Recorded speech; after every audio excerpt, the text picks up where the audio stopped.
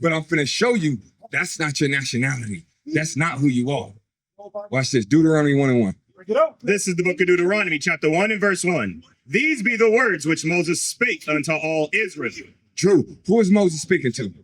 Read it. These be the words which Moses spake unto all Israel. Who did he speak to? The real sons of Israel. Said Israel, right? Absolutely. Real sons of Israel.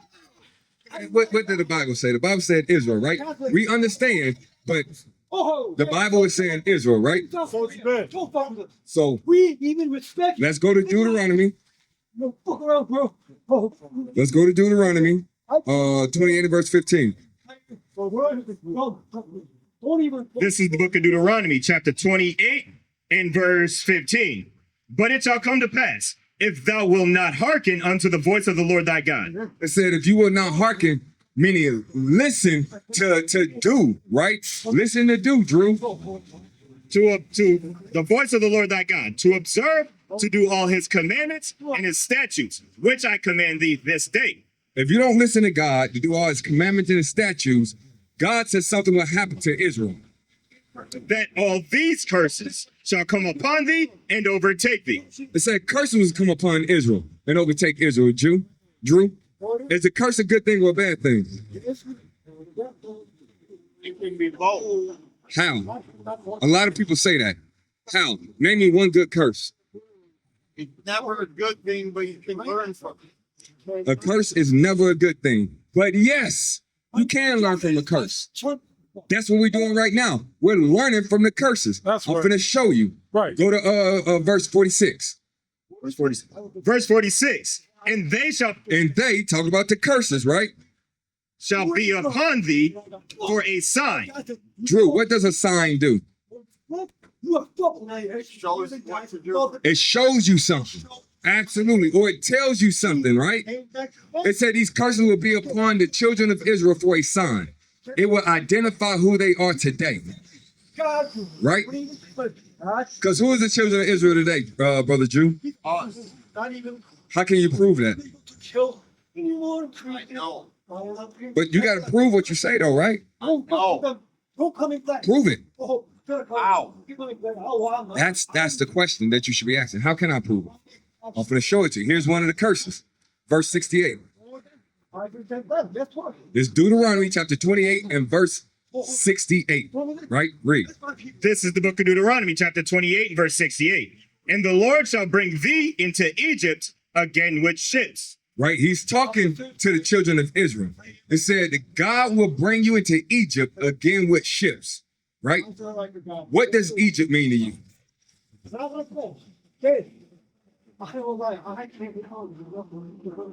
When I say the word Egypt, what do you think of?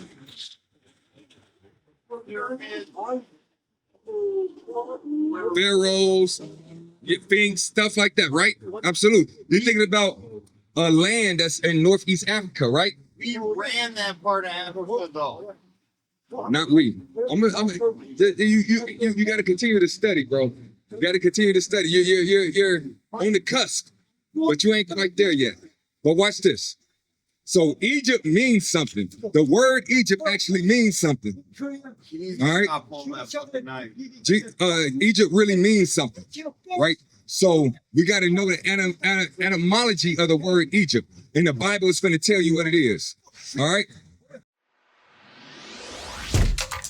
Shalom, Israel. This is Bishop Nathaniel. I want you to know that you can view all our Sabbath classes live on IUIC TV. That's right, I said on IUIC TV. Download the app today. Shalom. Watch this, read. This is the book of Exodus, chapter 20 and verse 2. I am the Lord thy God, which have brought thee out of the land of Egypt, out of the house of bondage. It just called Egypt what, Brother Drew? House of bondage. House of bondage. When you're bound, when you're shackled, what are you? Biggest word on that flyer. Slavery. Slavery. Absolutely, bro. That's what they was in Africa and Egypt, right? They were slaves. So now that you know Egypt means slavery or bondage, let's go back to Deuteronomy 28 and 68. Remember the question that you had. How can you prove that you're the children of Israel? Listen to this curse very carefully, Drew. Read. This is the book of Deuteronomy, chapter 28, verse 68. And the Lord shall bring thee into Egypt Bondage or slavery. again with ships. Who history is that, Brother Drew? Who went into slavery on slave ships? And you with bare hands. What about you super Peru? Yeah. We did, absolutely. That's how you can prove that we are the children of Israel, Brother Drew. We are. We are. The Bible just prophesied our history. I already know that. You see what I'm saying? So, but you didn't know where to go. So now that you know, That's why I'm here. now you know to go to Deuteronomy chapter 28. Okay. You know what I'm saying? That's your history, right? That's your history. Now, what you got? 10 and 12. Yep, read. This is the book of Deuteronomy, chapter 10 and verse 12. And now, Israel, And now, Brother Drew, what doth the Lord thy God require of thee? what do God require of you? Now that you know that you're the children of Israel, Brother Drew, what do God require of you?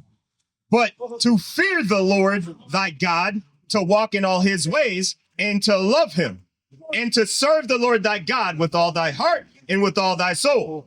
So it's telling you to serve God, right? How do you serve God? To keep the commandments of the Lord. That's what you do, Brother Drew. You got to keep the commandments of the Lord. That's how we serve God, right? And remember, in Titus, it says that we got to be sober, bro. That's one of the commandments of God. We have to be sober. What is a nation? Nation is family. Nation is community. Nation is men leading by example. Nation is women's support. Nation is children with role models.